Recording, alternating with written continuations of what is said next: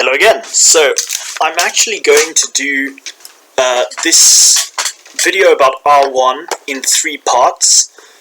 First I'm going to talk about R1a, then I'll talk about R1b, and then finally I'll talk about the expansions of the Indo-Europeans in general, especially focusing on Europe.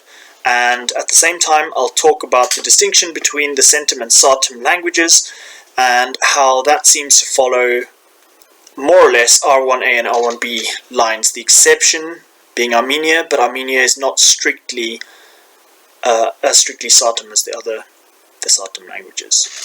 But yeah, I'll go into that in the third video when I talk about the expansions of the Indo-Europeans in more depth. So you can see this map here.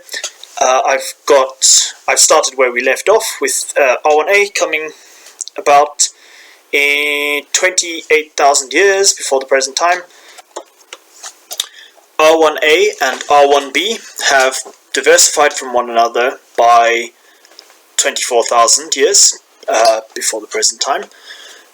And now the interesting thing is there's a huge gap here because most of the migrations, or pretty much all of the migrations of R1a, are after Aryan, that is Indo-European, ethnogenesis, the development of the culture and the languages associated with these peoples.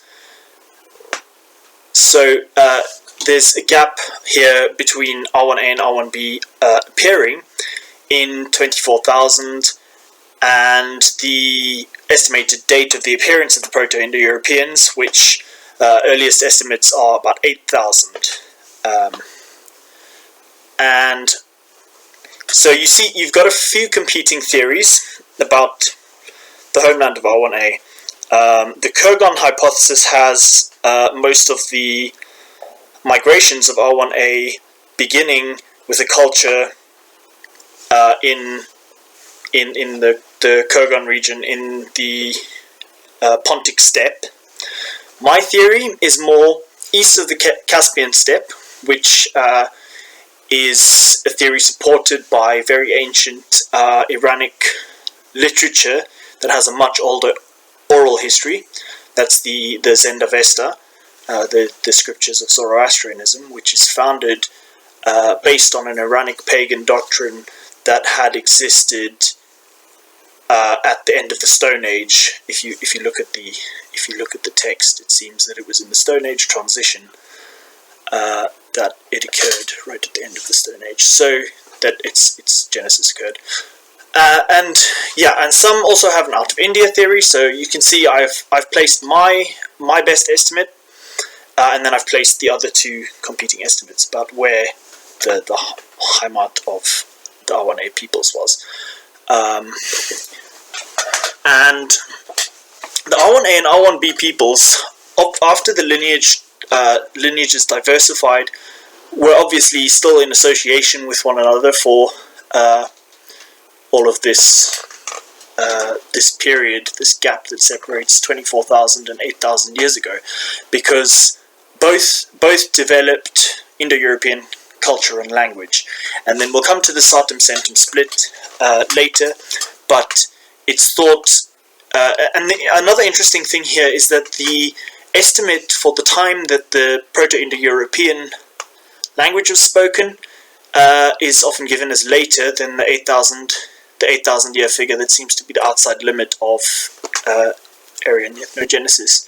So yeah, that's interesting. There's a gap there. There's a gap between the founding of these lineages, and there's another gap between the founding of the culture and the founding of the language. Okay, so you see the Nordic and the Balto-Slavic branches, they split off and they went, that's R1a-Z, various clades of R1a-Z. They split off, and the Nordic Proto-Germanic went and founded the very early variety of Proto-Germanic culture there in southern Sweden, followed with the Nordic Bronze Age. We'll come to all of this in detail later. The Proto-Baltic and the Proto-Slavic spread from the same root. You can see I've got that marked there. Then, so these went west. Then the Iranics went southwest from the steppe, and the Indics went south.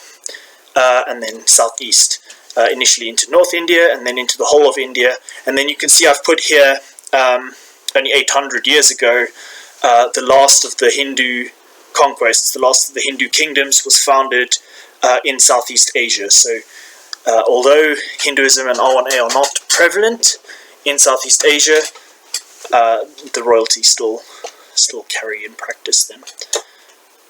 Okay, I think it's time to move on to the next video. Thank you again.